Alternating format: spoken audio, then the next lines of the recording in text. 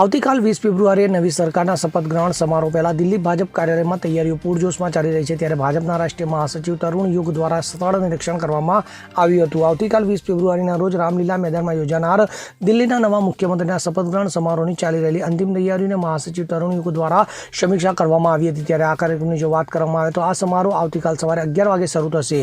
Lieutenant governor VK Saxena આવતીકાલ બપોરે 12:35 વાગે નામાંકિત મુખ્યમંત્રી અને મંત્રીમંડળને શપથ લેવડાવશે તો પ્રધાનમંત્રી નરેન્દ્ર મોદી, કેન્દ્રીય ગૃહમંત્રી અમિત શાહ, કેન્દ્રીય મંત્રીઓ અને એનડીએના મુખ્યમંત્રીઓ અને નાયબ મુખ્યમંત્રીઓ આ સમારોહમાં હાજરી આપશે। તો ઉલ્લેખનીય છે કે 27 વર્ષ પછી દિલ્હીની ચૂંટણી જીતીને ભાજપ આપને હરાવીને સત્તામાં પાછી આવી છે। ત્યારે હવે દિલ્હીના નવા મુખ્યમંત્રી કોણ બનશે તેની પર હજી પણ સસ્પેન્સ યથાવત છે। Bureau report CN24 news. હવે જુઓ દેશ દુનિયાની તમામ ખબરો તમારી આંગળીના ટેરવે। ઉઠાવો મોબાઈલ અને ગૂગલ પ્લે સ્ટોર પરથી ડાઉનલોડ કરો અમારી CN24 ન્યૂઝ મોબાઈલ એપ।